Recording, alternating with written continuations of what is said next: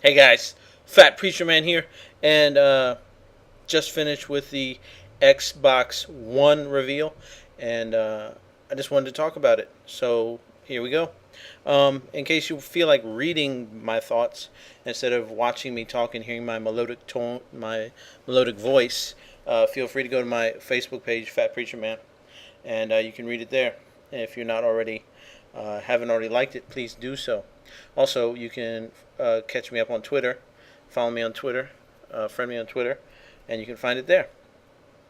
But let's get started. Let's just start with the name Xbox One.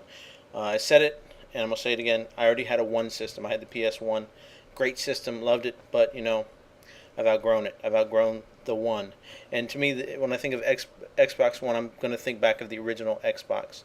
Now, the new Xbox does look very similar in the fact that it's a giant square brick, and it's very unattractive as a system. But I mean, again, the aesthetics, the outside, is not always the main thing, and I'll give you that.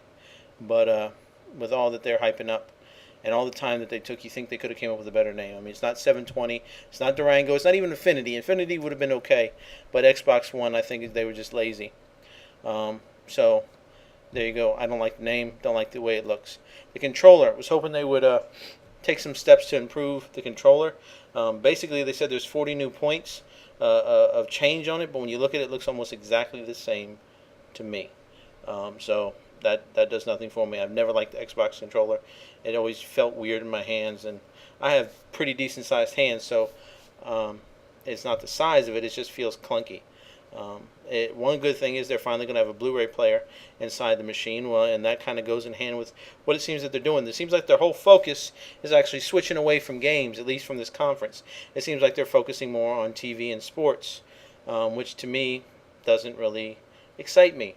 I got in an argument with a guy before when I used to actually work at a gaming store. I worked at a place called Game Crazy, and when I told him about all the things that a PlayStation could do as far as the Blu-ray, streaming stuff, downloading stuff, he said, "Oh, gaming system should be about gaming."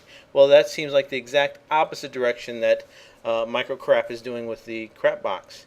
All they seem to be worried about now is television and showing you television and navigating television and making your television intelligent.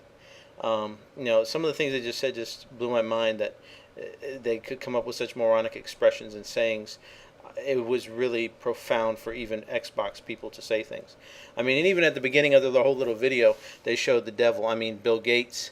So you kind of know that all of this is just going to be filtered through evil. And again, I was never really big on any of the exclusives that Xbox has.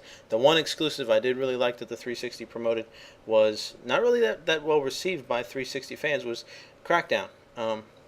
So out of all the other ones, Halo and anything else, Forza Motorsports, I was never really interested. And that's one of the big things that they pushed. Oh, look, we have Forza again. I'm not impressed with Forza. And here they come again, milking the crap out of the Halo cow. They're talking about they're going to have a Halo live-action TV series. And they're trying to get Spielberg involved in that. And Spielberg, much like anything else, for example, like Nick Cage, he just haven't done anything interesting or impressive in the past 10 years. So I'm even if I was into Halo, which I'm not, I wouldn't be into a Halo live-action TV series. Definitely not into Forza and all the sports crap they were shoving. Who cares about FIFA? Who cares about the NFL games? If I want to watch the NFL, I want to watch the NFL. I don't want to play a game about it. The only thing that would impress me, I mean, they did have RG3 up there. So if they made a Redskins game where he was the focus and he was the narrator and it was all about RG3, then yeah, I'd be excited. But them just throwing him on the screen for a second just kind of snapped me out of my boredom. But then I went right back to it with tons more sports information. One of the commenters or directors or whatever she was called talks about how the new Xbox One will become the new water cooler. And I thought that was pretty funny because when I think of a water cooler, I don't think of an entertainment system. I think about a stagnant piece of office furniture that just sits there and gets used maybe once or twice a day, if ever. So I thought that was pretty funny. Then they also are going to make you, basically, if you want the full experience, download Smart Glass. I'm not into that. I don't like any Microsoft programs unless I have to have them. I don't want anything after 7. I don't want Microsoft Windows 8. Windows 8 sucks. Don't want Blue. I'll take 7 and before that, and so they're not going to get me to download Glass. And needless to say, as you can tell, I'm not impressed by the system. If I had to choose between, if all that was coming out this year was this or the Wii, I would end up getting the one. But with the PlayStation 4 coming, and there's no way I'm going to invest my money in one of these. And as far as the internal specs, they are very similar. Like I said, they're both going to have the Blu-ray drive now.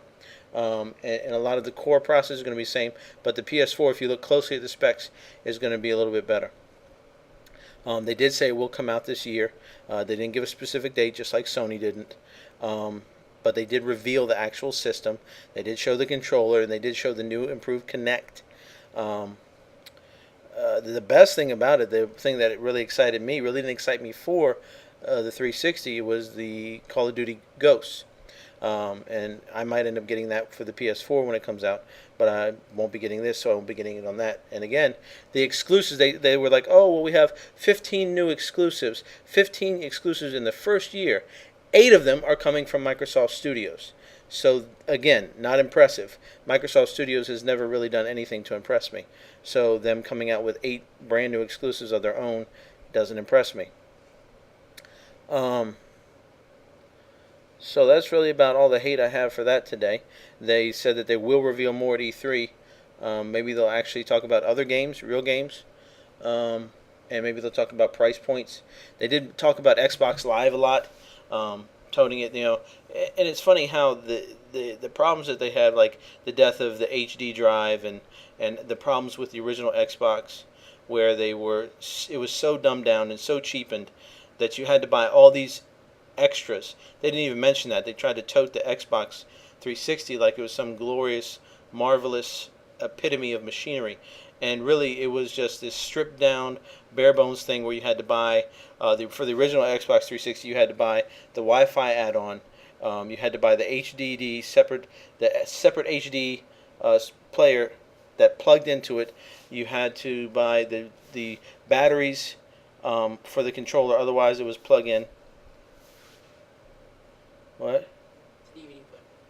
Yeah, that's the HD. That was what was trying to compete with the Blu-ray. It was the HD player. It was separate, but that again that failed. And not to mention the transformation the system went through. It's pretty funny that the latest version of the Xbox 360 now looks like the original PlayStation 3, all shiny, black, and trimmed down. So it's pretty funny that they end out their system usage with a system that now has the specs, except for the Blu-ray player, that the original PS3 did. They did say it's going to have a 500 gig hard drive, which will be nice. I'm trying to think of nice things to say. Can't think of anything else. Again, like I said, they really were toting Xbox Live. They did. If you are interested in having a little controllable voice-activated computer, then I guess that might be for you, because the way the guy was on stage activating it by voice was pretty cool. But at the same time, if I'm sneaking out front to play a game late at night when my wife and kids are asleep, I don't want to have to shout at my Xbox to come on. So that kind of dumbs it down for me. And then what if they say something during your program about Xbox, and it picks up on that voice command? Because if it's going to work for the whole family, I'm pretty sure somebody else out there might have a voice similar to me or one of my kids or my wife. So there's all these questions, and I even read another article by somebody else who was saying the things that they have to overcome. If you look at the back of the Xbox, it has this IR controller port. They're wondering how exactly is it going to control these devices, because it's supposed to be able to turn on your TV and switch channels between the cable box. And again, it just looks like this big old VCR and has all these ports in the back. So how is it going to do these things that it's suggesting that it will be able to do? I mean, it's all well and good for them to do it in the environment of a pre-planned show, but how does it actually work when you get it in your living room? We'll see. Again, like they said, they're going to announce more at E3, but so is Sony. Sony's already planned to have their big reveal of this actual system, a lot of the specs in the games. I mean, whereas Sony's reveal focused a lot more on games, they showed the controller, but most of it was on games. This was mostly on peripheral things besides games. So I don't know. I'm definitely not impressed. And from what I've heard, you're going to have to either pay around $400, $500 for it, or pay $300 and get a $200 subscription to Xbox Live, because they're definitely not going to get rid of the price point on Xbox Live. And some people say that doesn't matter to them, or you get what you pay for. But I don't like the idea of having to pay to connect to Netflix, because I already pay for Netflix, or paying to connect to Hulu because I already pay for Hulu.